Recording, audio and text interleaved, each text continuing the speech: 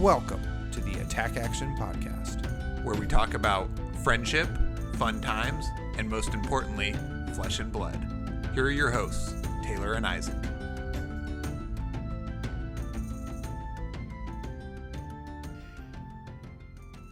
Hello, Attactioneers. It's me, the mustache host, Taylor. I'm here with the beard host, Isaac. What's up, my guy? Oh, just El Beardo over here, hosting with my beard. It's good to be back. Today we're going to tackle a pretty maybe complex topic, or one that's unique for each individual. So I'm kind of looking forward to diving into that with you. But first, how's your life going? Well, life's going good. For those of you who follow along very religiously, I have started a new job at the place where I previously did coaching for the basketball team. So now I'm a teacher and an athletic director, and so still getting my feet under me with that job.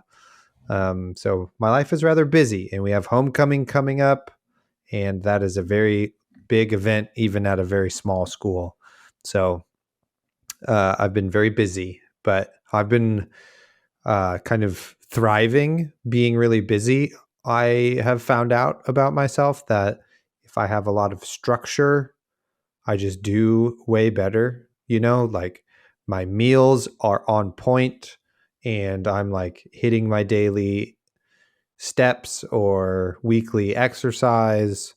I'm doing really good to stay on top of stuff so I don't get burned out and sad about my life. So I'm doing great. I'm happy to be here with you. How are you? What's new in your life? Nice.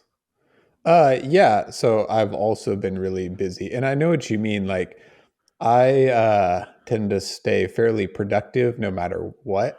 But if I'm busier, it makes me manage the other time I have to, like if I have 3 projects to do and like too much time, it's like they don't always get done in a timely manner or effective. It's just like it doesn't really matter. But then if you're like overly busy, it makes you really utilize your time effectively. So that's pretty nice. I completely agree with that sentiment. Yeah, like I have to schedule my like workouts and my runs and stuff. It's like easier than like, well, I kind of have tomorrow to do that at some time, So it's made it easier in that regard. Yeah, nice. It's making podcasting way harder, though. That's for sure. But yeah, totally. We're here now and we're doing it. See, I'm a creature of habit, and I know this about myself. So it's really easy for me to like stay on point with, like, I like run and exercise before breakfast at like no other time in the day, because that's when I like prefer. And I do it every other day. And I just did it long enough that it made it a habit. So now it's just like pre-programmed. Totally. Sometimes I have to get up at like fucking 4:45 in the morning or whatever to make it happen. But it's like, like I said, I'm kind of just so ingrained in my habits that it's easy to kind of like shape my life how I want, because I know that, and then I can just do it, and then it's part of it. Yeah. I know not everybody works that way, but. Totally. Yeah. Part for me has been starting the new job. So new wake up time. And I'm not willing to wake up at 5 a.m. to go for a run. I have to do it after school. So that's when I do it. But anyway, I digress. But there any news in the flesh and blood world, Isaac, that we should be talking about right now? I don't know if we should be talking about it, but we're just going to like just titillate about it a little bit. We have been working on something very special coming up here that we will be giving out at Worlds. We will send to our patrons, our friends, whatever. If you just like come give me a high five at Worlds, I'll give you a little something. And it's really, this project is turning out really incredibly. So Yes. I don't know how to like convey my excitement and stay super vague, but we'll be announcing it soon. And it's a pretty fun side thing for us to produce for our community. Hope it makes everybody a little happier. Totally. Pretty stoked.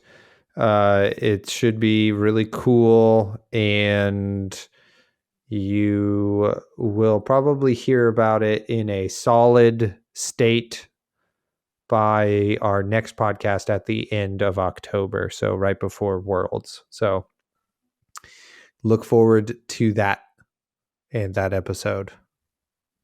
Sweet. What else is in the news? We have the So Calling number 3, third time's the charm, October 22nd. That's going to be in LA, hosted by Odyssey Games and Justin at Arcane Games and Events. We've had him on the pod. We worked with him for the LA Battle Hardened. Great dude, great store. And unfortunately, I believe me and Isaac will not be making that trip down. It's a little bit too close to Worlds. It's the day after homecoming for me, and I'm pretty sure I'm just going to sleep in my classroom after that long, cold night. So I won't make it to the So Calling. But our producer, Colin Man, why don't we call him Calling Man? I don't know. Anyway, Colin Honingman and Blake Meyer will be on the microphones, giving you that excellent bit of commentary that you so much love and enjoy. So freaking check it out or go to it. Either one should be great. Yeah. Third time's the charm, because those guys are charming as fuck. So it's going to be great. I'm really going to enjoy listening. Yeah, I can't wait. It would also be so great to play in it too, like a tune-up right before the Worlds tournament, would be really, really nice to be able to go to. So alas, we can't make it happen, but we do our own tuning up round here or something. Okay. I mean, yeah.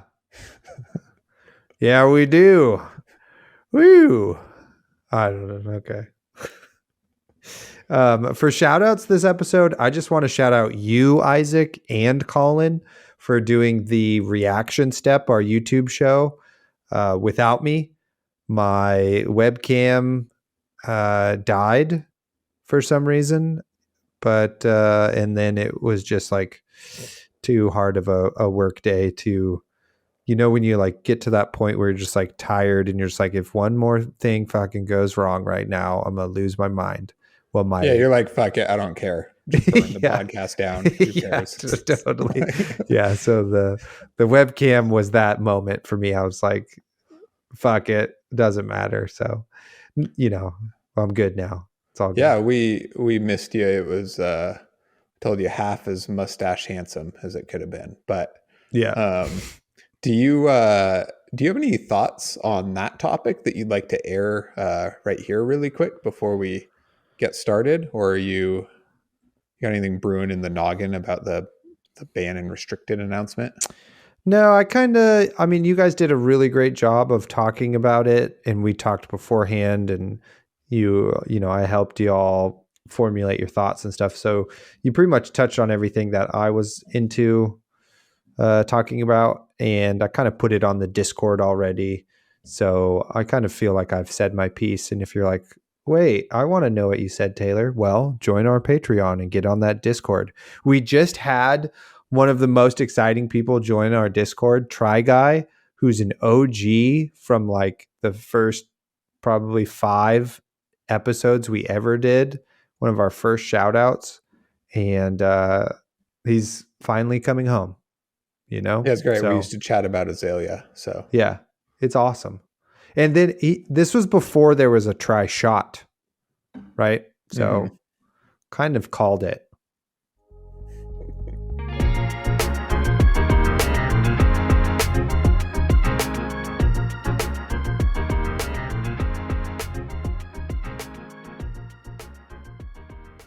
Our topic today, what does it mean to be competitive in Flesh and Blood? Or what does it mean to be a competitive player or person in general and in Flesh and Blood?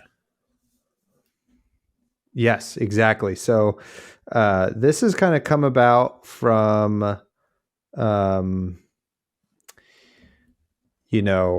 just a number of people, like, us being on the grind in a card game for the first time ever over the past couple of years, and other people in our like immediate friend circle kind of talking about it, and then kind of more publicly, um, Roger Bodie from the Manor podcast was kind of talking about his mental health and how he felt after like Lille and that sort of thing.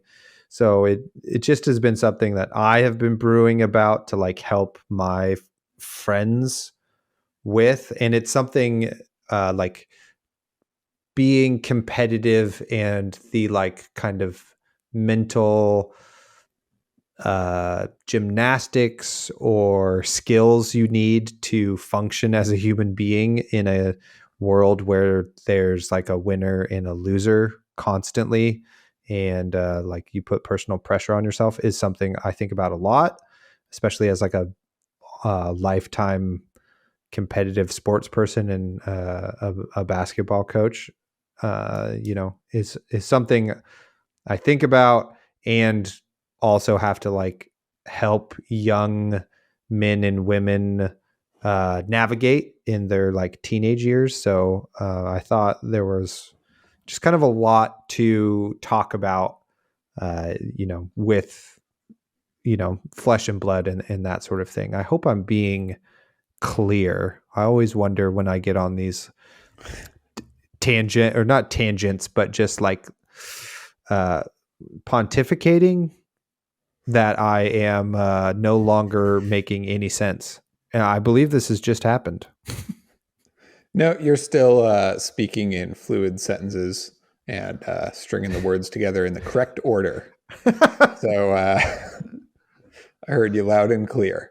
And yeah, I mean, this is something that kind of, we're going to talk about it in like relation to Flesh and Blood, but it's something that like permeates just being, a person, right? Because Yeah. we're very much hardwired to be competitive. We're like a social species, but within that we compete. We compete for food, we compete to provide for our family, we compete for a mate, we compete, um, in many different ways, all the way up till the modern day, where we, at least here, and many of our listeners live in, capitalist societies, um, where a lot of the media and stimulus and like input around us promotes individualism and competition and kind of being better than your neighbor. Yeah. Yeah, so definitely. so we're very hardwired to be that way, and it's like something that we all have to like wrestle with and understand and grapple with. But I do think that there are a lot of positives and a lot of negatives to being competitive. So let's just start, before you lead us through this topic. Let's just start by looking at, what is positive about competition and what's negative, or at what point does being competitive become unhealthy, say? Uh, well, that's a lot of different questions that I think have a lot of different answers, but so I'll do my best here. I struggle personally with being a person who is wired to be competitive, and I'm not sure it is actually healthy. It doesn't feel like it at a lot of times for me. Like losing is a huge struggle for me. I pretty much hate it every time. Like, not so much, I don't mean like when we're doing testing games and stuff, I'm like, well, whatever, we're like, the purpose of those is to learn, but once it turns into like, okay, this is what I've been testing or practicing for, like, I hate losing. You know what I mean? And I also really dislike that I hate losing and that it makes me feel like crap. And I go in this little circle of like, fuck, I hate myself for this feeling. Like, why can't I just be chill? So for me, I'm not necessarily sure it's always like a good thing, but the good aspects of my competitive nature are that it makes me rather driven and goal oriented. Like I can hardly ever just do something and then just for the sake of doing it if it's something I'm passionate about, like I would like to be the most famous podcast and all of that stuff, and I want to be the best basketball coach in my school's history, and stuff like that.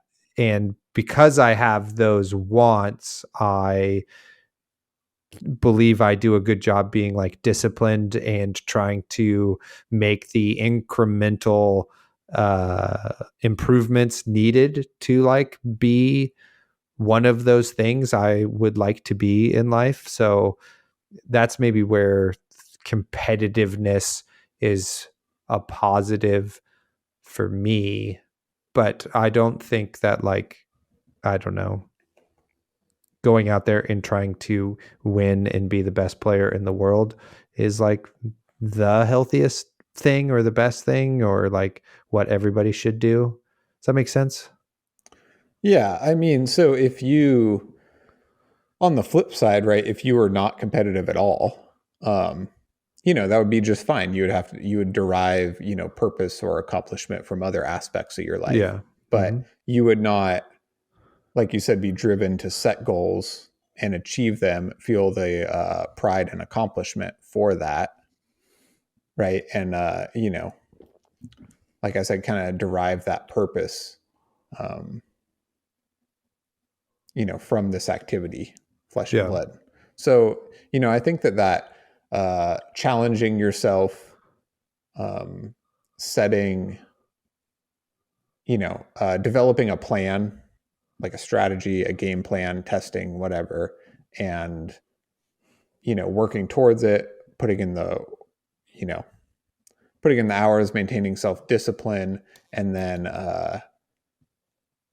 going out and competing and, having a proud result is, something that is very rewarding and, is like good for us as people. So I think that, there can be a lot of positive things.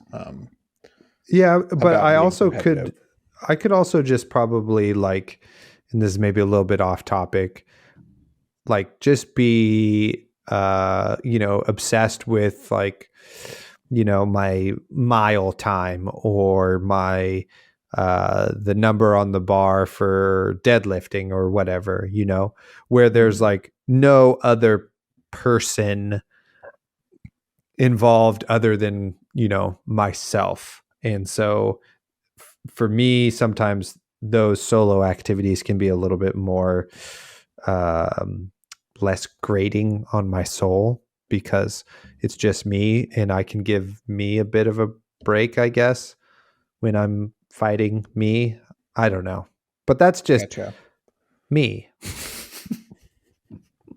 So right. Well, those are, two different aspects of being competitive, right? Being self-competitive or being outwardly competitive. I don't know what the other term is, but yeah, totally.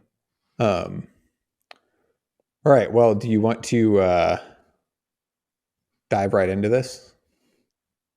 Yeah, totally. So for maybe some of the listeners who haven't listened to 1,000 of our podcasts, I mean, I know there's only like 50 something, but thousands of hours potentially.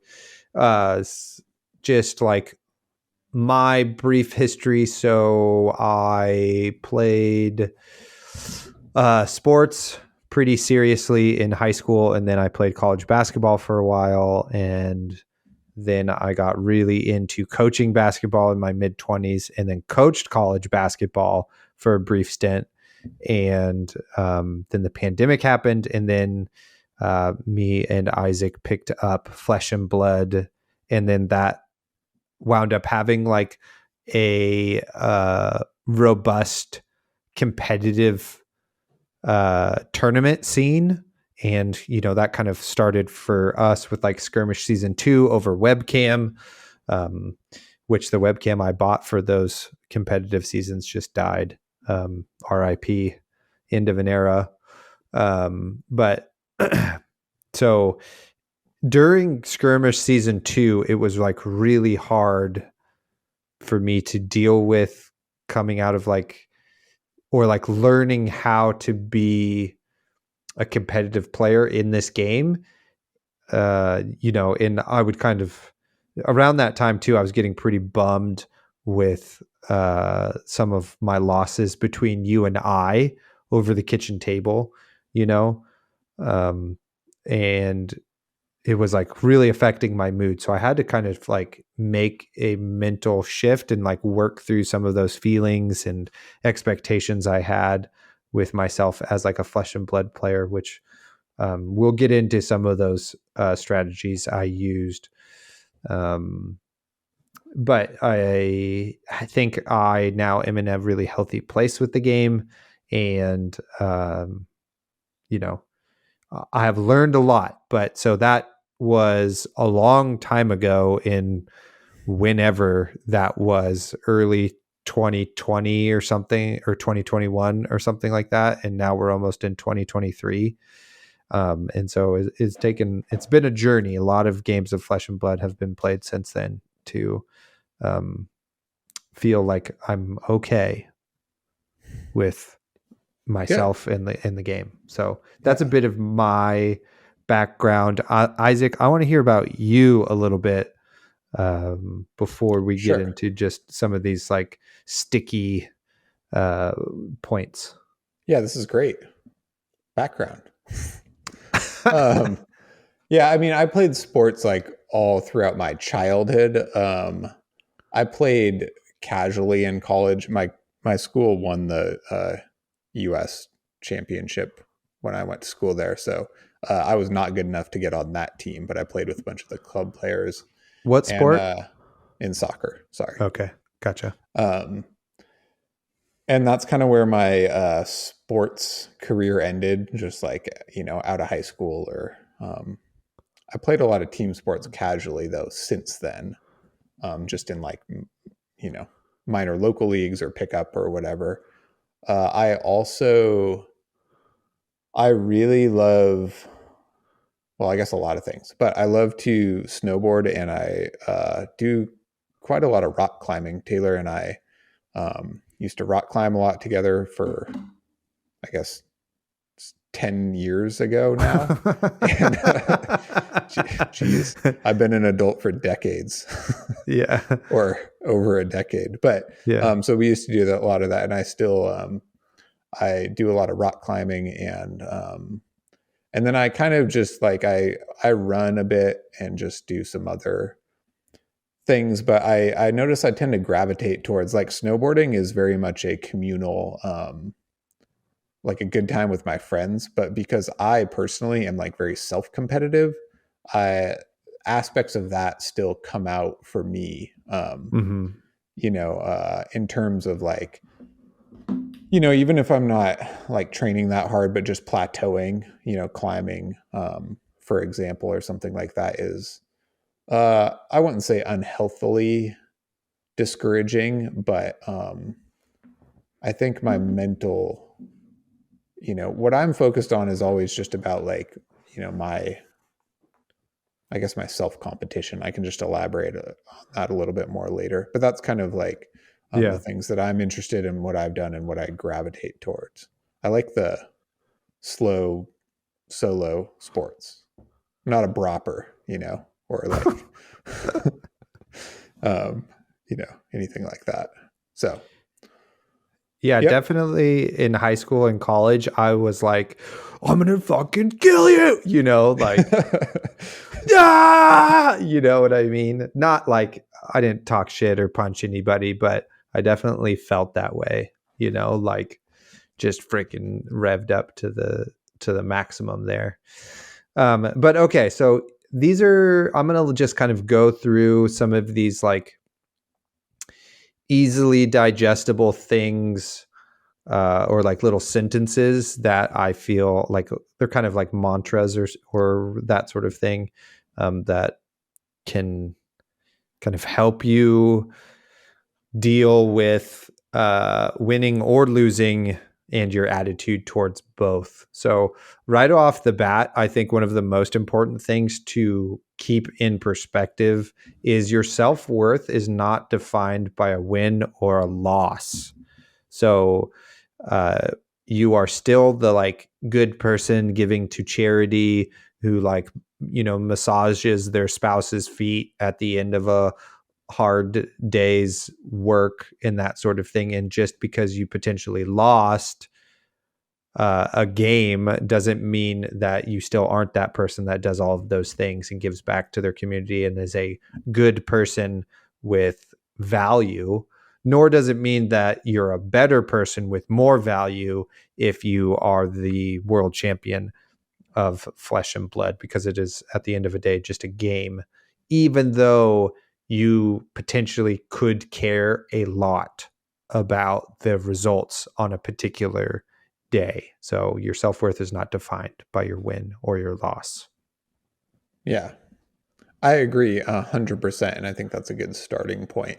And, just to elaborate on that, of course, we're not taking like anybody that wins a calling or a national championship or like puts in that work and, attains that goal. That is a monumental achievement and something definitely to be celebrated, and to be very proud of, for sure.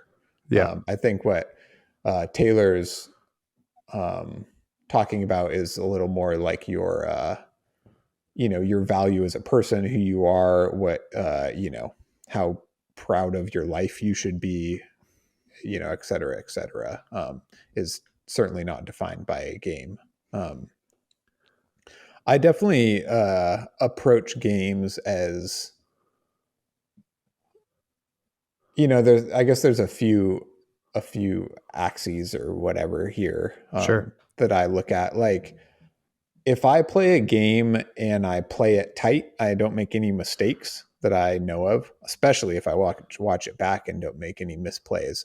That is awesome. Even if I lose, say it's a bad matchup or, just didn't go my way that time. So if I do make some mistakes, then this game has like almost more value, because that's a learning point, and odds are I'm not going to make that particular mistake again. So that's something you can definitely take away from losing a match. Yeah. Anything else? No, I think that's it. That's just like one of, I think, the biggest lessons to learn right off the bat. Another one I really like, and I preach this to my players all the time because they can get really down about mistakes and that sort of thing, but is control the controllables. So there are certain things over the course of a game, over a tournament, over the day that you just like don't have control over, right? And so you cannot be wrapped up in worrying about those things you can't control, right? Traffic, the weather, the 4 cards on the very first turn your opponent has, like those are all things you can't control. So you can only control the controllables, which are basically can boil down to, in my book, kind of 2 things, which is your effort and your attitude. So, the only thing you're in charge of is how hard you're thinking about the lines and how much like potential practice you've put in before the event, the effort you put in before that, to kind of help you win more games, and then your attitude, right? Like, are you going to lose or win with grace, or are you going to be a dick across the table the whole time and make other people upset, right? So those are kind of the two big things you can control that really make the world of difference for both you and your experience in that game and the person or persons you're playing with. Yes. And, congratulating your opponent when you lose, but they move on, or winning, with grace is like definitely something you can be very proud of in hindsight. And that's not that you can always do that, right? Like maybe you're really tilted. Maybe you got really unlucky with your hands and you're just like pretty dejected and you just have to walk away. And sometimes that happens and that's okay. But, again, striving for, just high-fiving your opponent and being happy for them that they, now qualified for this thing or whatever, is something that you will look back on in an hour or that day or whatever, and then be, content with how you behaved and like proud of how you handled that. So striving for that, I think, is very important. Totally. And little things too, like if you win, it might behoove you to say like, thank you for the game. I hope you have fun for the rest of your, or not even fun, but I hope you get home safe or whatever, rather than like saying potentially like, like good game, like when you're the winner, of course it's a good game, you won, but finding a different way to be gracious to your opponent in victory, I think is also a thing you can control and can make a difference in that sort of thing. Yeah, most definitely. Okay, so this is something that people talk about a lot, and maybe they just haven't defined it a lot, but we're going to reiterate it again. But being process oriented versus outcome oriented. And that kind of goes back to things you can or can't control. Like if, for example, like you show up to the tournament, you've spent 40 hours for the last 8 weeks preparing for this tournament, and there's just a really bad matchup that the deck you're bringing has, and you wind up seeing it like first, second, and third round, and you lose all three, and you still have 4 rounds to go, but you are basically out of contention for winning the tournament. But you win all 4 of your matches not against your bad matchup, and that's what you had like really practiced, and you nailed all of those games. So the outcome you are kind of oriented about is winning the tournament, but potentially the process you should be more focused on is that you put in all of this time and effort, and it paid off in the matchups that you supremely practiced. And that part of that process was you maybe made a deck choice that was a bit more risky, and that you saw your bad matchups more frequently right in a row than you had anticipated. And that's something that's out of your hands. And that like, if you're too focused on the fact that you don't top 8 and don't win, that's like a recipe for an unhealthy mindset.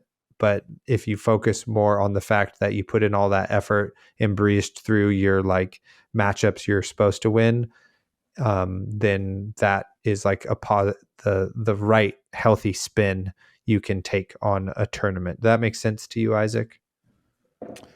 Yeah, definitely. And I think that there's, you're kind of, there's a line here, right? Because, I forgot what I was going to say. Well, you want to win, and that's why you put in all this effort, right? Is to like win the tournament and that sort of thing. Right. So, yeah, I was just going to point out there is a line between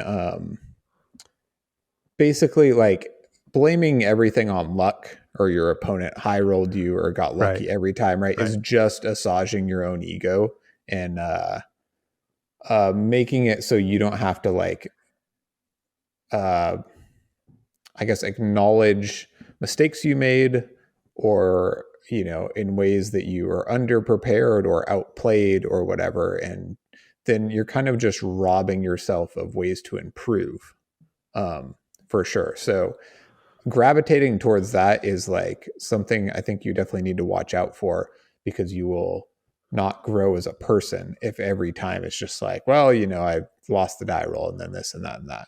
But on the other side of that, like you were talking about, if you go to a tournament and there's 3 top decks and 2 of them are excellent matchups, but you just get gemmed into, your bad matchup. You knew going into it, you have a 25% win rate against that deck. The other ones are great, so you had a good approach to the tournament, and you just kind of got a bit unfortunate in the tournament structure. You knew that was a risk. You have to be okay with losing, but you just got a bit unlucky. And if you go to a few more tournaments, hopefully you'll see some of your good matchups. I think that's a very healthy, way to look at what happened and, be okay with, because it feels bad, right? Playing all your bad matchups and just getting like pulverized into the ground. Yeah. In general, not a reference to that card, but,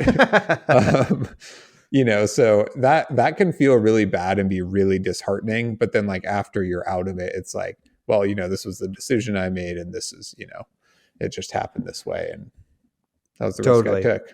Yeah. And it's hard. I think this is something I struggle with too, but having the confidence in the work you put in and your decisions you made leading up to the tournament, and then still getting paired into a few more bad matchups than you wanted to, like having the kind of self-confidence needed to be like, well, I think I was still right, like with the data I was presented and my chances for winning this tournament, I think were still really good leading up to it. And I wouldn't change what I had chosen to bring to that tournament. Is a hard line of reasoning to put yourself into, I find. For me personally, not having like a huge background in competitive card games, sometimes I lack the like confidence to be like, that was a good decision to bring that deck. I put myself in a great position. It just didn't work out for me, is a hard thing to say to yourself in the moment, but is sometimes like just really true, and is kind of that being oriented about your process rather than your outcome. Does that make sense? Yeah, I think that's a great point, and I don't know if I'd really thought about it that in depth yet, because it's really true, right? Like if you're playing sports or something, like if you're playing soccer, you don't like get unlucky, right? You just get beat. Or maybe the other team surprises you with an innovative strategy or something, or maybe one of your players gets injured. Like there is variance, but not to the degree in that there are in card game tournaments. And both of us are fairly new to this, so yeah, it is kind of a novel experience to go into a tournament and then be like, well, I didn't gem my way through it, or this happened and this happened. And yeah, because in sports, right, like when you get to the games that matter the most, you have like game film from the other team that you can then learn as much as you can about their strategies, their players, and then come up with an exact game plan for that very particular piece of competition. But in card games, you have to guess and also hope. And, that is a little bit more challenging, but also part of the beauty of the game as well. That makes it like, exciting, and how you can be on a hot streak and, that sort of thing. So it's just the nature of the beast, and you also have to be okay with that. Yeah, definitely. So hopefully this won't be too long of a side thing here. But I'll just edit it out if it is.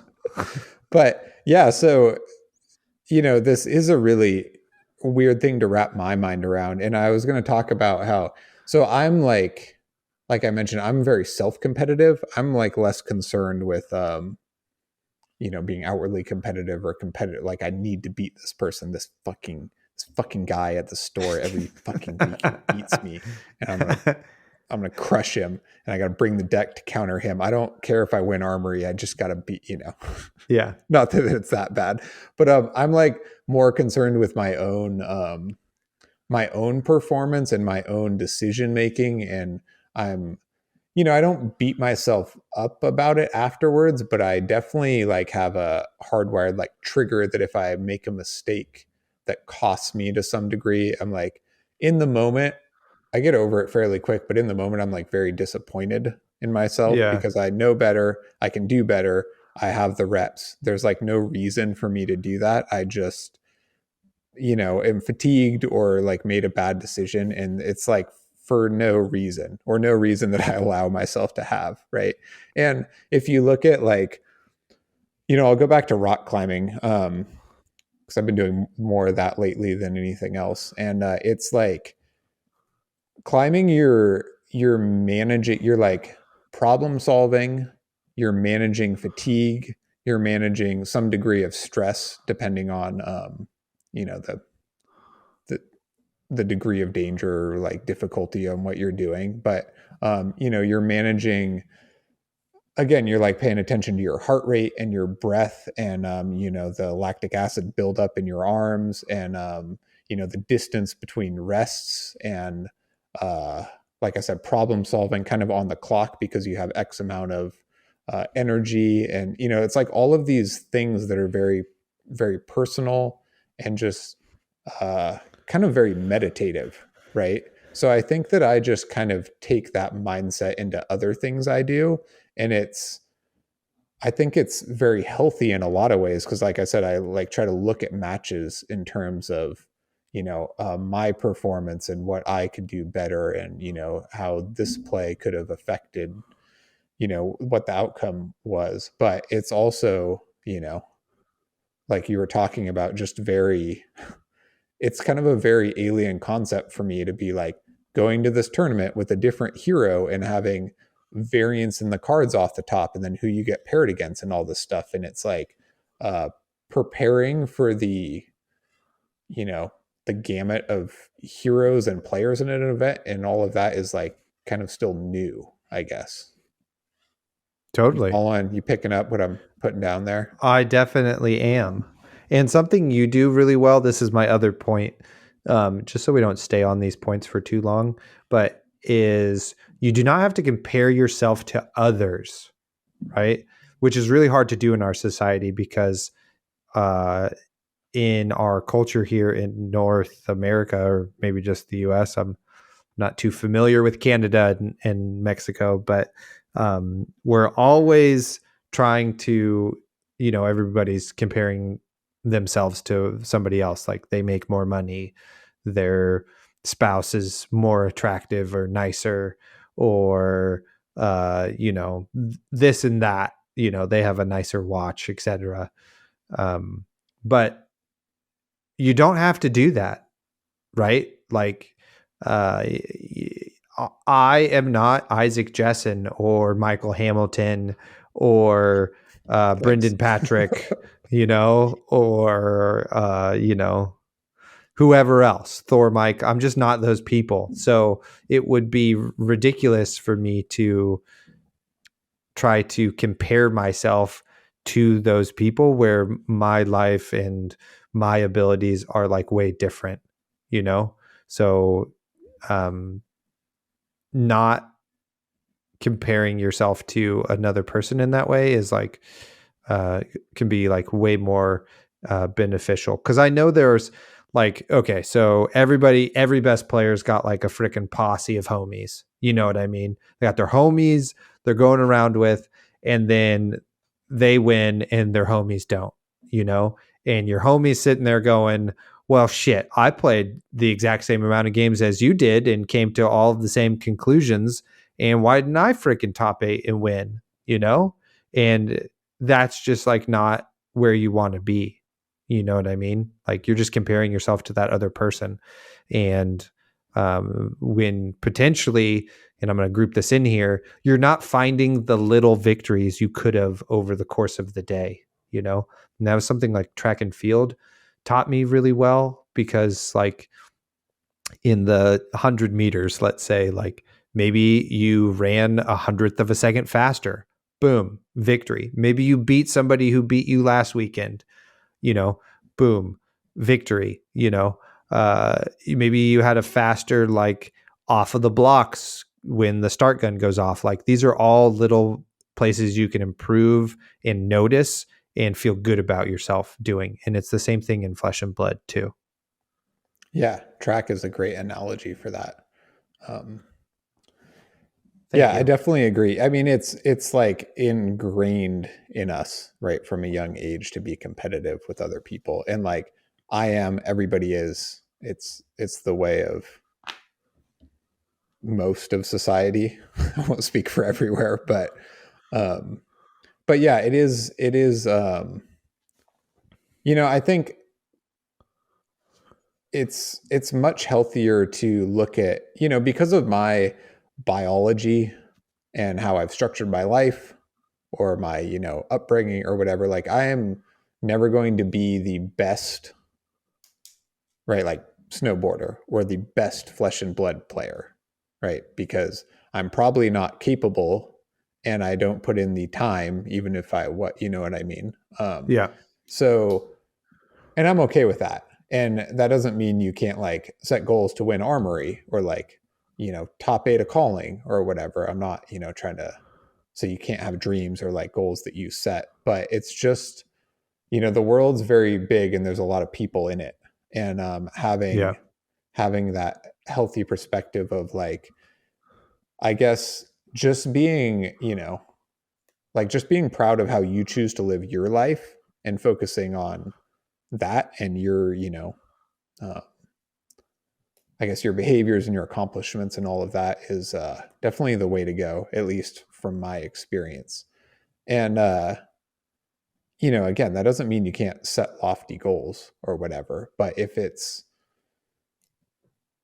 you're just never happy until you're the best, you're just never going to be happy. Right. And I'm not saying it's easy to just like adopt that perspective and live that way.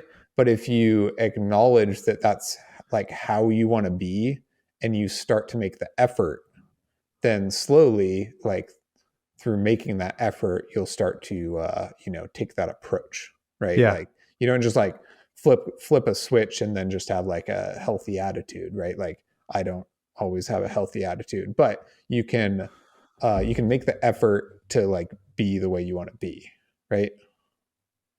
Yeah, definitely. And to like also some degree, like if your goal for the tournament is to not miss your tunic trigger and you don't miss your tunic trigger the whole tournament, but you go like 2-5, uh, in some ways that is exactly the same as winning the tournament. You know what I mean? Because that was like a personal victory that you wanted to accomplish that you then did do, right?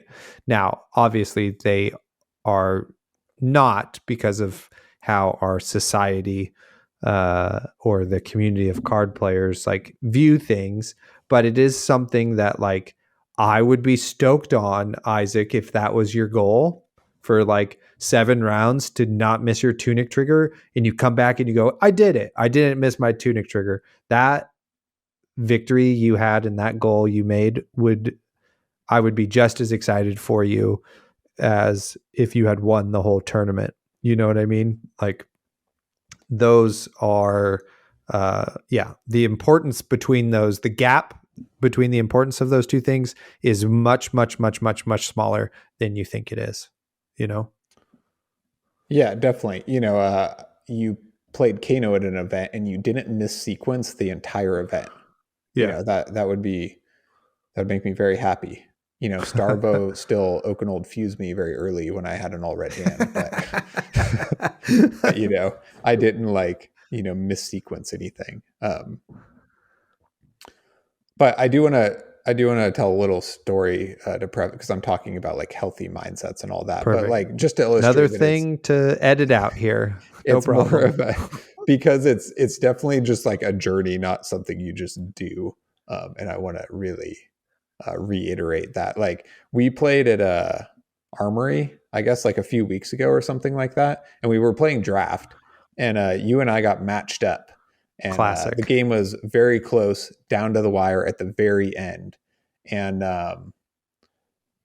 our life totals were very close. I might have been slightly ahead, but I just kind of had a brain fart, and I blocked with the wrong card. And if I had blocked differently, I could have, presented enough to strip 3 cards or something. But instead, I only presented 3 damage on the next turn or something like that.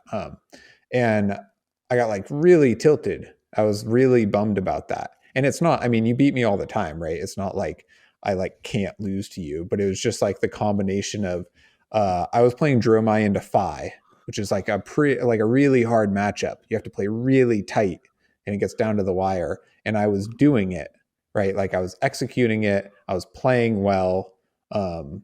Like I'd beat my last opponent. And then in this matchup that I personally struggle with, I was making the right decisions. And then I just like, made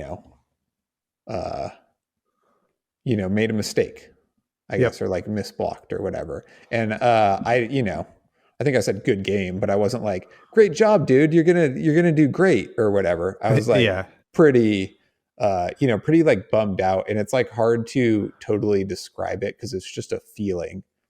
And then I like stood out in the sun and I reset my perspective, and it was fine. But it was just like I got like really disappointed in myself for one tiny decision at one little armory, which was just like needless, and what a waste. But anyway, I just wanted to tell, because it's like, because I'm going to talk about a lot of things, but it's not like you just do it and you'll be fine. It's totally more about a practice that you make the effort to continue the practice, Yeah. And it's like completely natural to be bummed out about a loss, because losing sucks.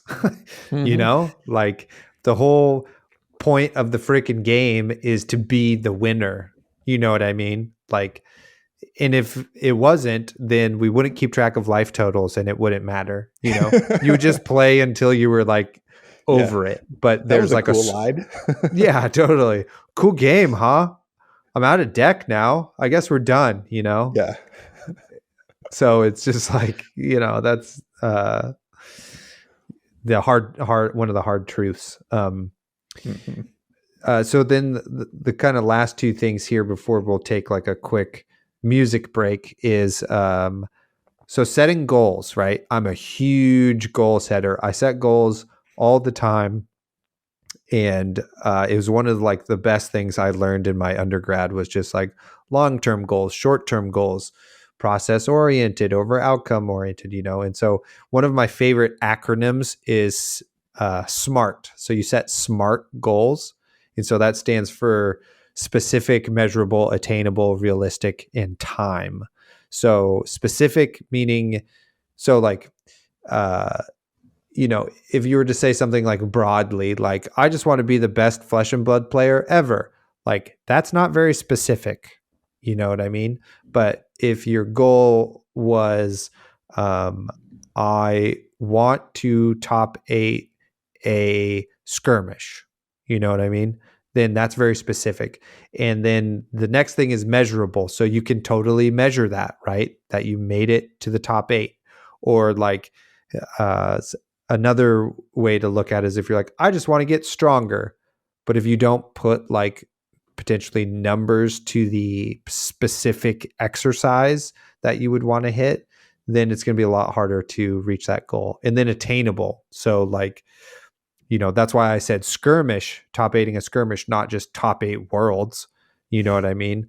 And I've only been playing for like 3 months. Like that might not be attainable for who I am, Now, Michael Hamilton, 3 months, top 8 worlds, totally possible, But he's on one end of the bell curve and I'm right in the middle. And then realistic, right? So it's not very realistic that I'm going to top 8 worlds because I'm not actually entered into the world's competition. I'm entered into the calling, So, and then putting a specific time frame. So the last part of that is time. So making sure that you give an end cap to when you're going to try to reach this goal, right? Is like in Flesh and Blood, it's easy because there's like a season with a number of events that you could choose. But if it was like, I want to bench press 225, and I'm going to give myself 6 months to do it or something like that, is the time frame you want to put on there, because then it just will like linger on and you might not ever reach it. And then the last little part of this that I wish there was like another letter to go with SMART, but it's okay to fall short as well. So you can make a really great goal that's specific, measurable, attainable, realistic, and has a time component, and you still might not complete it. But you're in, and this is what I wanted to briefly talk about, but you're like invested in the process of reaching that goal. And that's something that you also have to fall in love with if you want to be a competitive player and get better at Flesh and Blood, is you also have to fall in love with the practice, right? You're going to practice Flesh and Blood way more than you're going to compete in Flesh and Blood. You know what I mean? And so you have to enjoy the practice part of it to improve. Yeah. That's just great life advice in general. I mean, Thanks, coaching it up over here. To our, self-help podcast. Everybody's doing great out there. So, I mean, enjoying the practice, though, kind of goes hand in hand with what we're talking about, because if you figure out how to, if you flip a bad matchup into a good one, that's awesome. That's a huge achievement, and you should feel great about that. Nobody saw except your testing partner, but it doesn't matter, So that's a very attainable goal, and then you do it. That's feels really, really good. And definitely, this is great advice for a lot of reasons, but setting attainable goals is very important because it'll make you more productive. Like when you set a huge goal, I don't know, I want to own a home in 20 years, it's like, well, okay. Hope in 20 years I do that or whatever, But if you set very specific, attainable goals, you can, and I do this, like I said, in my life, it'll give you a solid project to work on and something to move towards. And, and it will also, using this process will also, give you the dopamine hit of achieving these goals. So if you, like you said, if your goal is to top 8 a calling, which, I'd love to do that. That would be great. But if you don't have any other goals, then you're just in whatever purgatory or something until that maybe comes along. Right. So instead you can have a series of goals leading up to a big goal, but you can focus on each goal as it comes, and you can achieve those goals and feel accomplished, and then move on to the next one. Exactly. Yeah, you don't want to set yourself up to continually fail at your goal. You want to make the steps to reaching the ultimate goal, which is great. That's a great piece of advice there, Isaac. Okay, so we're going to take a short musical break, interlude, and then we'll be right back. See you soon.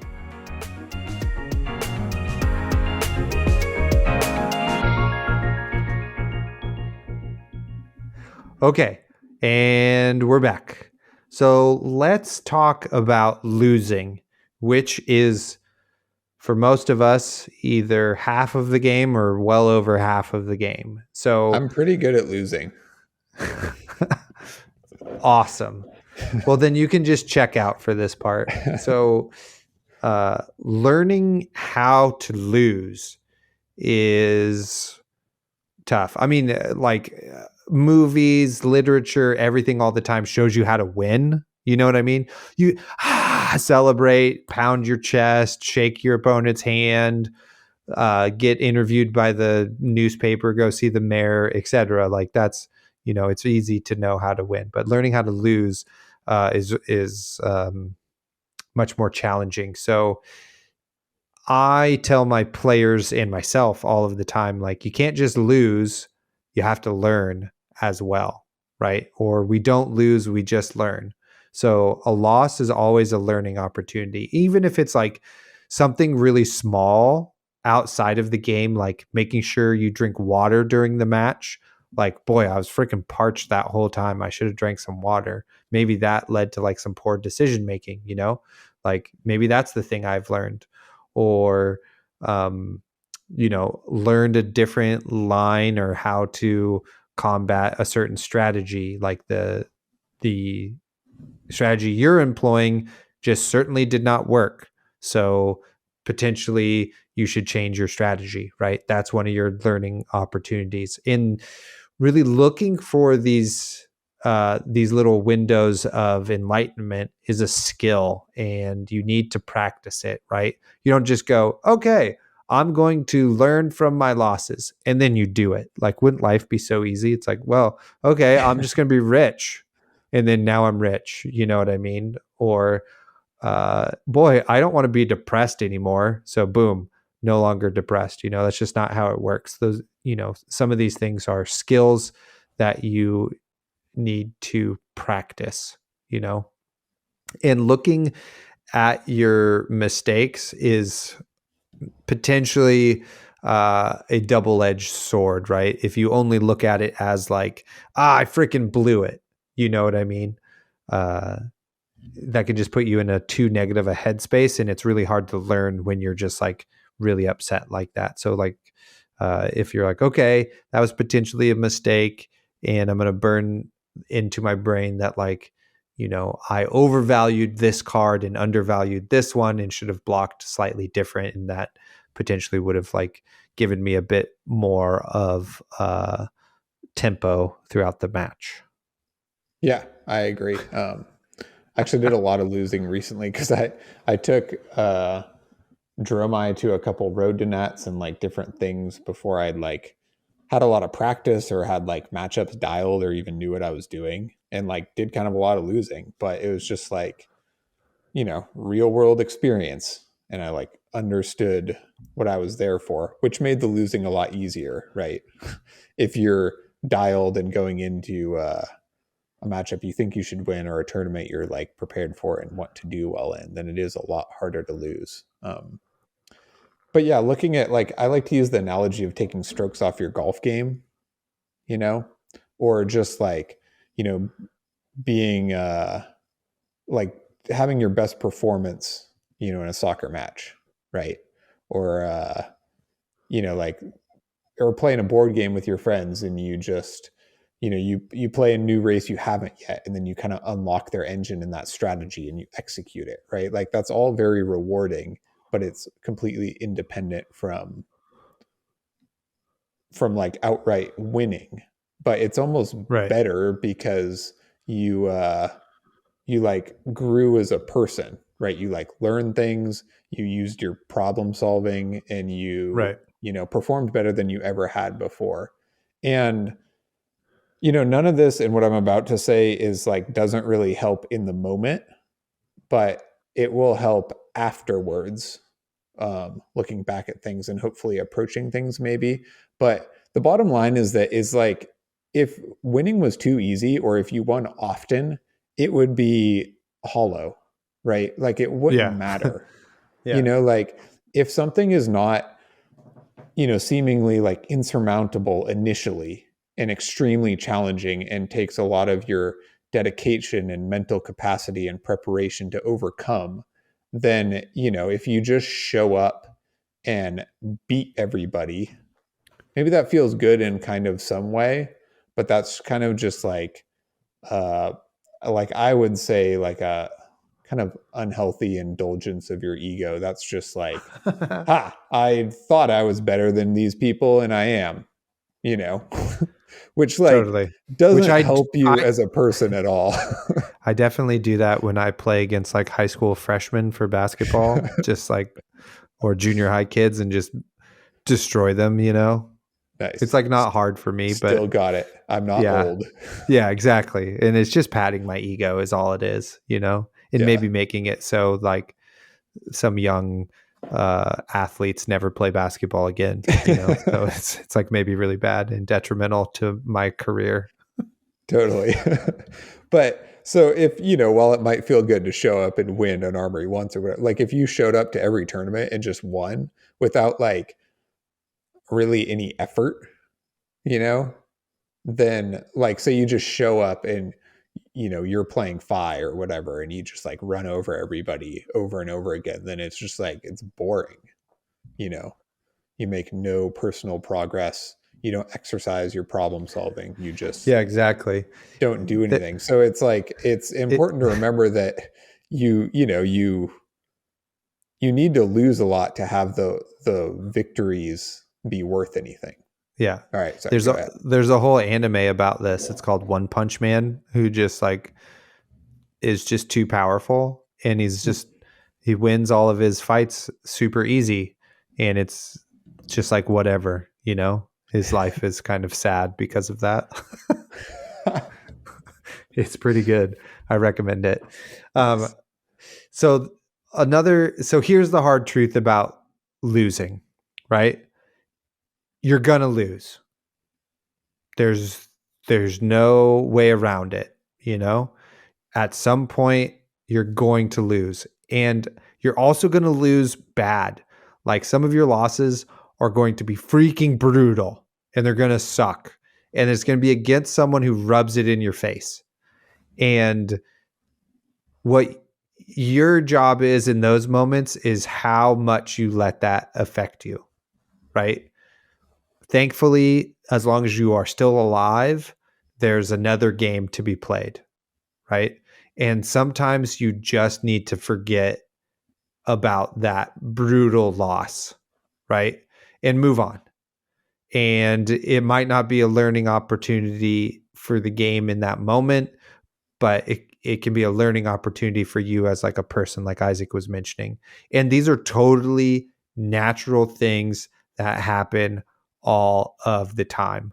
You know, nothing makes me, well, there are a few things that make me really, really mad, you know, or like make me feel like my eyeballs are on fire or something like that. And it's like, if Isaac brutally beats me in a matchup I really want to win, I freaking lose my mind and need to like cool off, you know? And it just happens. And I try to learn and not play Isaac that much so I don't freak out, you know? Just kidding. But it is a thing, you know, that does happen. And it's okay to be upset about a loss, you know, but the degree of how upset you are and how much that affects you is totally your choice and something you're in control of. And, you know, it happens and it's okay. Yeah, and it's hard in the moment. So yeah, if you just, get up and take a break and like reset, that's fine. Right. Yeah. That's a good way to handle that because those triggered feelings are like not under your immediate control, but like how you react to them is. Totally. So You just do 4 shots of bourbon and then you're good to go.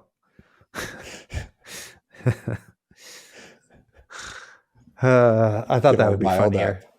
Yeah. But we do not, support using drugs and alcohol to help your mental state. We don't condone that. Anyway, so like, okay, so the other thing I think about a lot is like the anxiety you get before a big match or a big tournament and stuff, and kind of, okay, so let's think about it like this, right? So there's in sports psychology and probably like regular psychology, but I learned it in sports psych, is that there's like a certain level of arousal everybody needs to perform optimally, right? And your job as a competitor is to figure out how much of it you need, like, for example, another basketball example is so recently retired JJ Redick, who played for Duke University and one of the greats for sure, one of the best shooters of all time. He has this like kind of insane uh, kind of OCD like workout he has to do before every game that's like highly structured and has all of these times, and he has to hit all of these goals in a certain amount of time, etc. And that's how he gets ready for a game.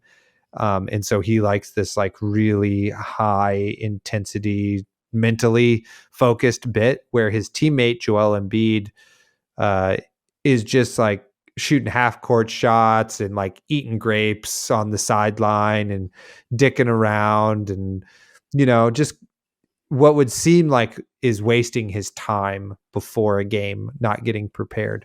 But both of those players need a different level of arousal before they compete. And figuring out what your level is an important part to competition.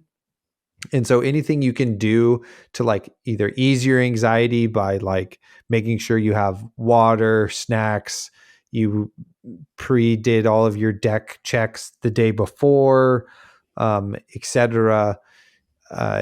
Is up to you. But if you need that extra level of like hypeness, so you're just like, fuck it, I'm gonna just like do all of this. I'm gonna sleeve my deck, write my sideboard guide like 10 minutes beforehand, and that's how I'm gonna get prepared, like, then that's up to you. And there's no right or wrong way, but you just have to know like where your level of arousal needs to be before a tournament or a match. Interesting. So what's your level of arousal, Taylor? Well, it depends on the activity. But so since this is a Flesh and Blood podcast, for Flesh and Blood, I would like to be as calm as possible. So I tried to like do all of my pre-tournament prep stuff beforehand, and I want to be early to the event. So all of those things like ease my anxiety so that when I sit down for that first match, I can be like really calm, even if there's like a level of like kind of standing around and twiddling my thumbs with nothing to do and I'm alone with my thoughts. That's better for me to sit there and go, okay, totally fine. You're going to be fine, and like try to like make some jokes with you or say hi to somebody else at the tournament that I know and have like an awkward conversation. Like that's the level of hypedness I want to be. But like before a freaking basketball game, I am like chewing the soul out of the piece of gum I have in my mouth, like its family and its ancestors are going to freaking feel how hard I'm chewing it, and I have to get myself like really, really like kind of hyped up to be able to coach for a whole game or play for a whole game or that sort of thing. So it depends on the activity, but for Flesh and Blood stuff that's one-on-one like that, I need to be calm. And so I try to make sure I am in that state for performance. Interesting. Yeah, I never thought about, I guess I don't have any like prep for Flesh and Blood. I've always kind of approached it as I certainly have played in things where I would want to do well and like play hard, but I've always approached it kind of as a board game for fun. So never really did the same. God, like when I wish my brain could do that. Well, it didn't even like occur to me to have, because I haven't like found a warm up or something for it. So the one thing I do is I don't play games beforehand because I get like mentally fatigued if I play 8 rounds of CC in a day and the last round or two are like pretty trash, or just from my own, measure. So I don't play a couple warm-up games in the morning because I feel like I have X amount of mental capacity or whatever, and I just like save it for the round. Yeah. I'm a very big on rituals and that sort of thing. So like the way I pack my deck box, stuff I have in my bag, where it goes, etc. All of that stuff is like planned out for me. And that's just how I am. Like before basketball games in college and high school, I'd like put on the same sock, right sock first, left sock first, right shoe first, left shoe Nice. second, etc. And that's like part of my tools to ease my anxiety, I do. Yeah. If I'm Go ahead. about to get on a route that I'm like very intimidated by, and like my hands are sweating and I feel kind of sick because I'm afraid, I do like just breathe and I tell myself it's all in my head, because I'm like physically capable of doing this, like including my mind, like my Yeah. biology, I'm like capable of doing this. It's just my own mind that's going to get in my way or whatever, so I think I don't do that quite that ritual with flesh and blood, but I do kind of take that mindset, right? Like I'm capable of this. I Right. just, I like may make mistakes, I may not perform up to my abilities or whatever, but it's in me to do it. So I don't know if that clarifies anything, but Yeah, no, it does. I do, walk into a tournament or something, like I think kind of, trying to have the same approach, because you can do Definitely. it. Just got to not get in your way. Yeah, totally. And I mean, and then some people's like mental prep before stuff too is like, whatever happens today happens today. You know what I mean? Like Mm-hmm. if they set any expectations for themselves, it is too hard to overcome if they don't reach those expectations. And so just being like detached helps them in Mm-hmm. the games and that sort of thing, like when I was prepping for the Calling Vegas, like I took that very seriously. I mean, we all pretty much took that very seriously and we all did like relatively well. But my only goal was to like, I just really, really wanted to make day 2, you know? And I think I've talked about this on the podcast when this happened. But then, we were hanging out with like Dante Delfico, shout out to him. He's still alive, still plays the game. It's great. And Brendan Patrick. And me and Dante were still alive to top 8 on day 2. So I made day 2, which was awesome. I was like, hell yeah. And then they were talking about like, hey, you could top 8, etc. And I just never considered that. And then I kind of started to become attached to that idea. And my day 2 did not go as I wanted it to. Like I won my first match, and then I kind of slipped a little bit in my second match on day 2 and lost. And then I lost the next one, and then I like regained my like mental armor to kind of win, I think, the 4th round. But my mindset had changed, and so thus my performance and decision making did too, which is not to say like your expectations can't change, but for me personally, I think that had something to do with my day 2, which I still did really good. I wound up getting 25th at that tournament. I think there was like 900 people in it or something like that, which was like pretty great for me in retrospective. But then, kind of immediately I was like, I didn't top 8. Fuck, I suck, but it's really like I did all of the stuff I wanted to do already. So it was totally fine. Got in your own head a bit. Yep.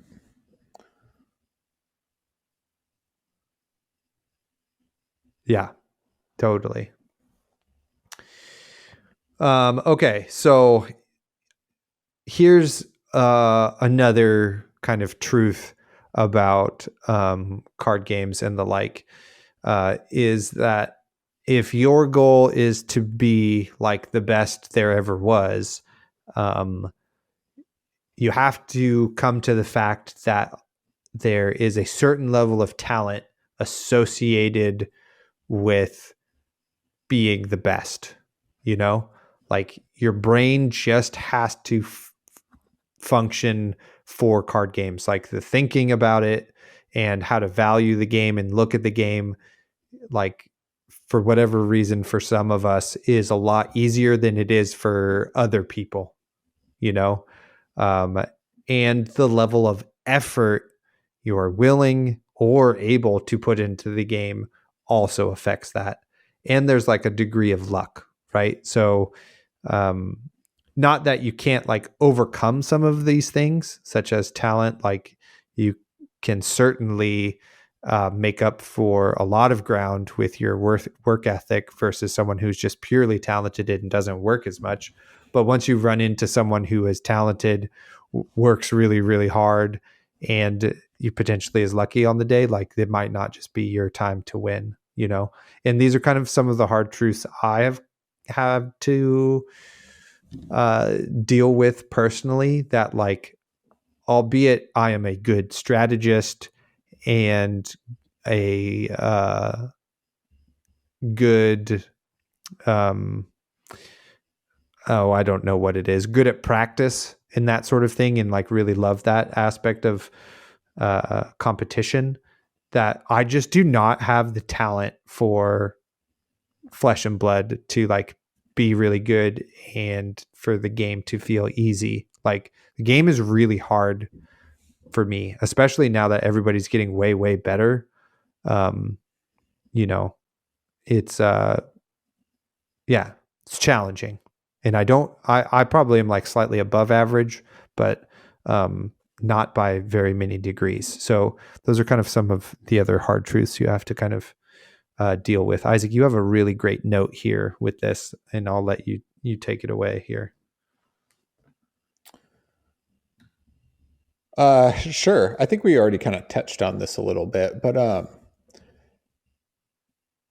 if you're only satisfied with winning, then that might be like the drive that you need to be the best player in the world, right? Like the best players in the world have that kind of drive where they like have to win and they have to be the best for the most part. And they're willing to put on the work and they have the right brains for it. But out of all of those, best, the Michael Hamiltons or the Tarek Patels or, Yuki Lee Benders or whatever of the world, there are dozens or hundreds or thousands maybe of other players who do moderately well and, give performances that they should be proud of, but I'm sure are disappointed in their, placement or their achievements so far. And, that's like a hard road to walk that, it does give you that ambition and that drive, needing to win that much. But for most players, it might detract from your happiness. Exactly. I need to take a quick pause here to deal with some work stuff, and then we'll get right back into it. And so before we kind of wrap this up, I talked a little bit about, like resetting, or just like taking a moment to like, get your perspective straight. And, I was thinking about this a bit in terms of flesh and blood and just like what I do personally. I realize that this doesn't apply to everybody, but for me, my personal experiences and things I've seen have kind of, led to some points. I think in the modern world, it's very easy for us to get pretty bogged down in our own small bubbles just because of the amount of time we spend on the internet and how the algorithms and our behavior just naturally construct bubbles for us. And, within our lives also like our local game store or our friends or our family, and it's easy to see the whole world just through that small lens or that very skewed lens. And I think that can can be a pretty big factor when you're talking about your competitive play in Flesh and Blood. And I always try to just, again, it's not always in the moment, it's not always easy, but I try to kind of reset my perspective and just have like an honest and healthy outlook towards the gravity of the game I just lost, or my performance, or what has happened, and how that should be truly weighed in my life. And I think that a few things can lead to I guess players being a bit too entrenched or too invested, I guess, in outcomes. And this definitely goes hand in hand with being competitive and wanting to win, right? Like there's no way to completely separate yourself from it. But I think if you get too like burned out just testing for Flesh and Blood and just playing Flesh and Blood and just being very invested in the outcome, it can lead to being too strong of an imbalance in your life, right? So we all have these like hardwired needs, right? Like we need to have a sense of purpose. We need to like contribute to our community, whether that's our family or our friends or whatever community we have. And if I think it can happen where some players find themselves just grinding away at work and not really doing anything else, and just having Flesh and Blood as kind of their outlet, which is awesome and a very valuable thing. But if you're deriving all of your your purpose or your meaning in your life from your Flesh and Blood goals, then I think that the like underperforming or a loss or whatever can be like truly devastating, right? Whereas if you get rewarded for other aspects in your life, like your job is very rewarded, you're investing in what you do for a living, or you're raising your family, or you have you play pickup basketball on the weekends, and you love competing in that tournament. I think that those other factors can help counterbalance your Flesh and Blood performance, right? Does that make sense, Taylor?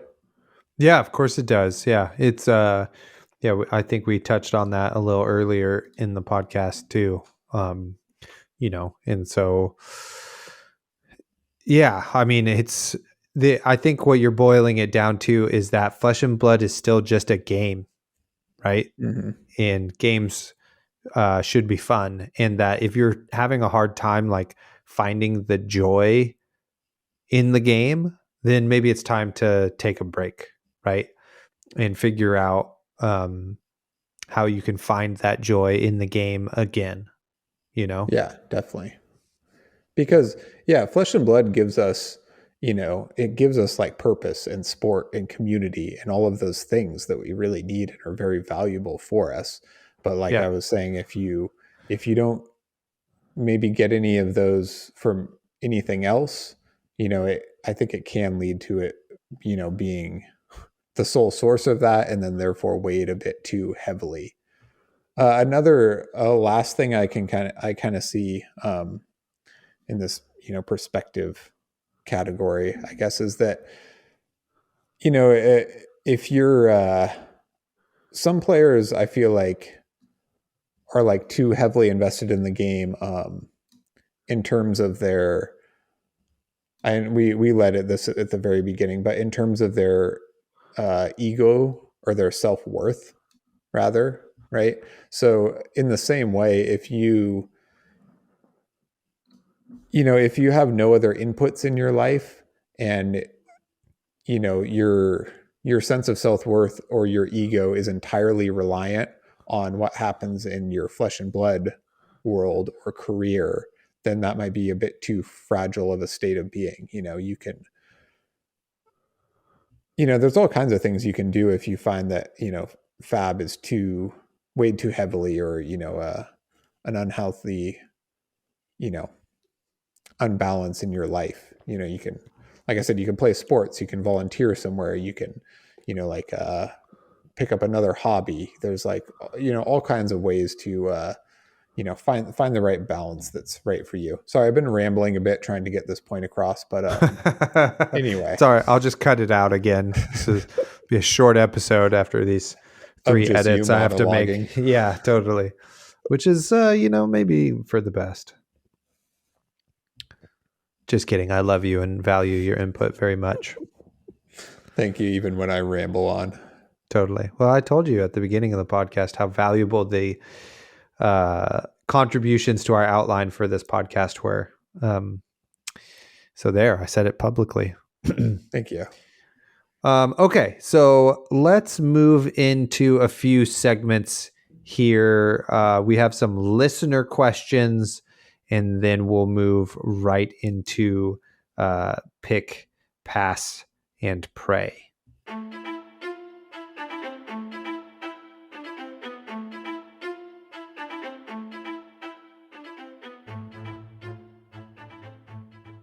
So first up, I think we're only going to answer just one of our listener questions, and that's from Thor Mike.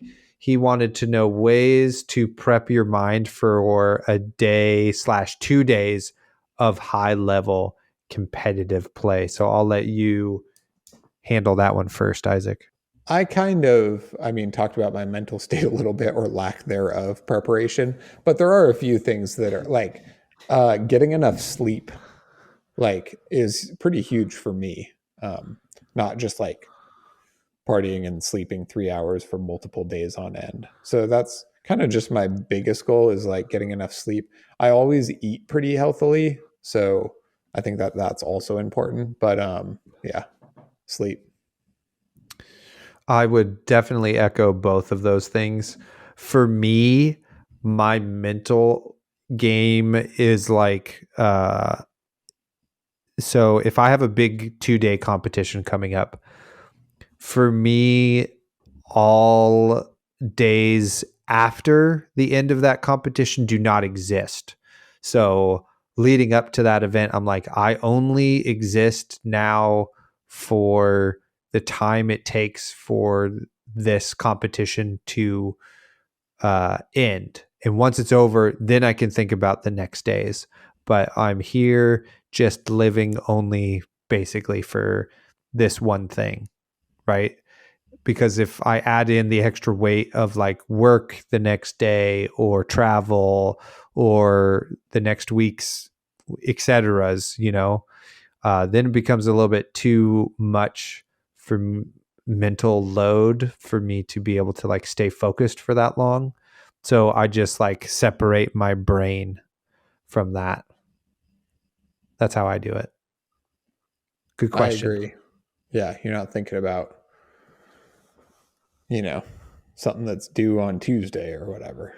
Totally. You're just like, I'm trying to freaking win right now. Yep. That's it. Our next question is from Levi, but I think we're going to cover this on the next episode. Exactly. What a great teaser. So before we get into Pick, Pass, Pray, at the end of this month, we're going to give you all of our secrets and outline exactly what we did to prepare for the World's Tournament.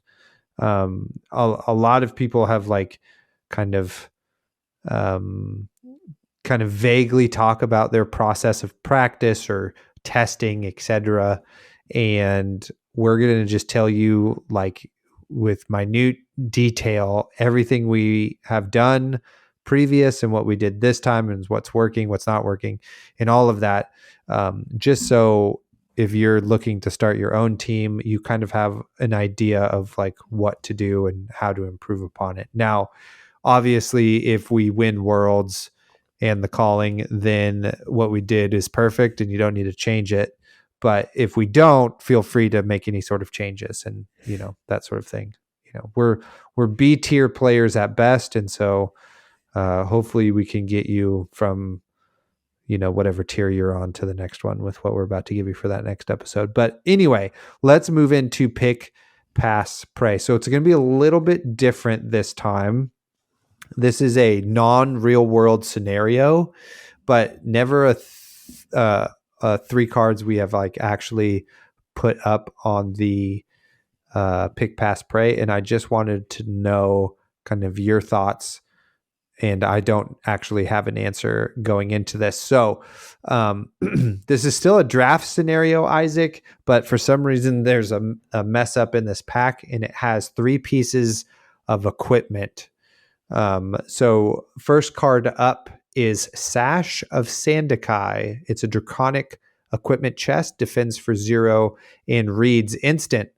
Destroy Sash of Sandakai, gain 1 resource. Activate this ability only if you have played a red card this turn. Boom. First card. Second card, Heatwave. Draconic Ninja Equipment Arms. Defends for 0. Reads. Instant. Destroy Heatwave. Phoenix Flames you control. Gain +1 attack until end of turn. And it also has Quell. If your hero would be dealt any damage, you may pay 1 resource to prevent 1 of that damage. If you do, destroy Heatwave at the beginning of the end phase. Quell 1, by the way.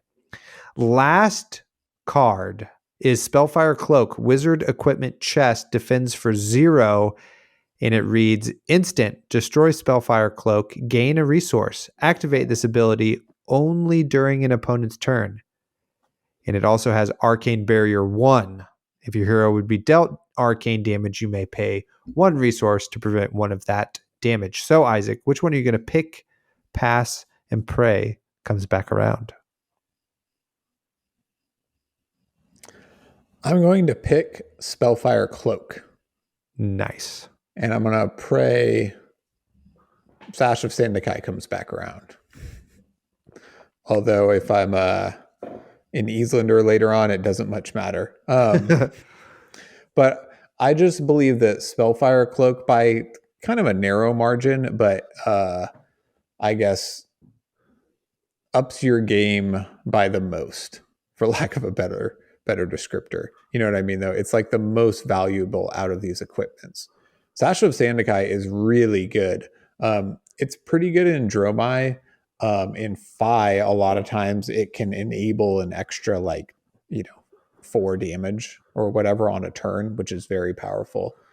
Heatwave is also good, but it's only worth 1 to 2 damage in a game and cannot be used in conjunction with its Quell ability.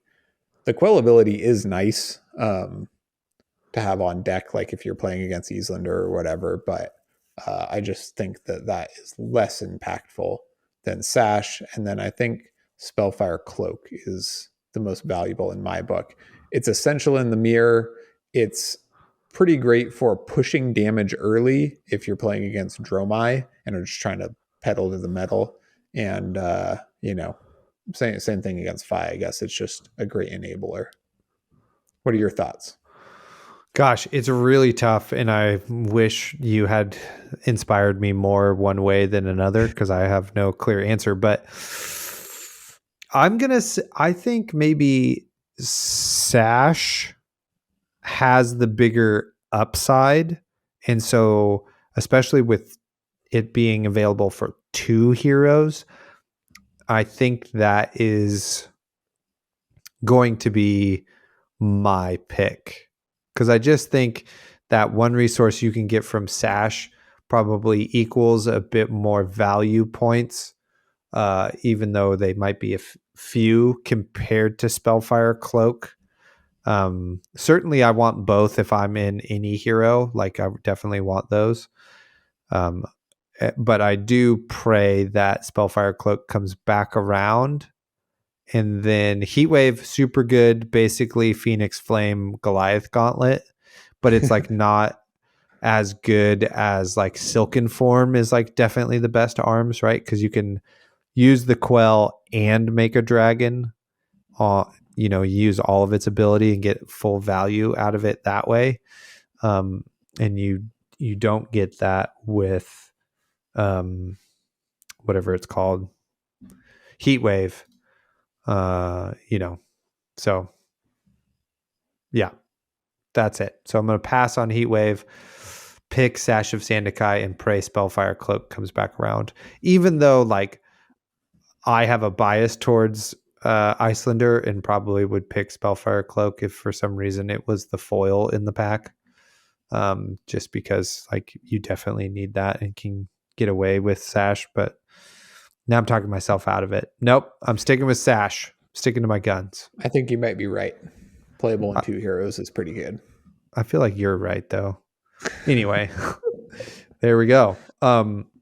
Game from a closet. Isaac, it's your turn. Nope, passing on the segment, which I told you before the episode started, but now I'm on the spot.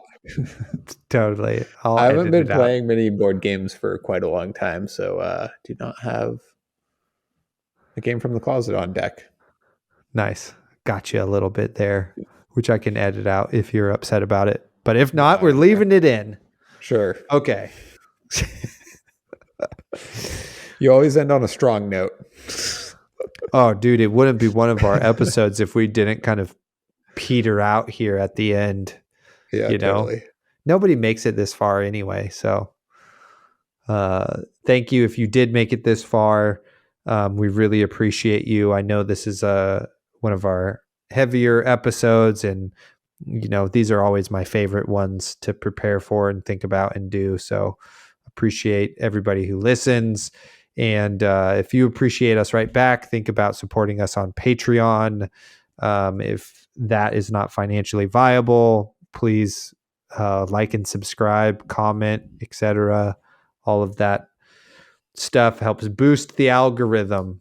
And for us to be the greatest podcast ever, we need to have that happen.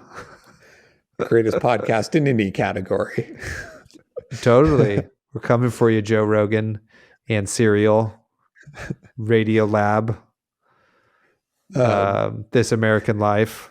I don't know, other great ones. Also, I mean, nobody's definitely listening now, but this has been like a very, like I said, personal podcast. So if you have your own, you know, struggles or solutions or perspectives on what it means to be, you know, competitive, or, you know, how that's healthy or beneficial, or, you know, makes for a bad experience for you or whatever, go ahead and share those with us. And, you know, we could have a follow-up episode someday, or just, you know, discuss that on a different platform. Heck yeah. That's a great, strong finish. I love it. So we'll see you in the next episode, everybody. And we'll see you at Worlds. Goodbye. Good night. Good morning. Or Wiedersehen. Ciao. Thank you for listening. You can find us on YouTube, Facebook, and Instagram at the Attack Action Podcast. On Twitter, we are at BattleBroTaylor and at BattleBroIsaac. Shoot us an email, theattackactionpodcast@gmail.com. If you would like to support us, like and subscribe, shop for singles using our affiliate link, or support our Patreon for as little as $4 per month.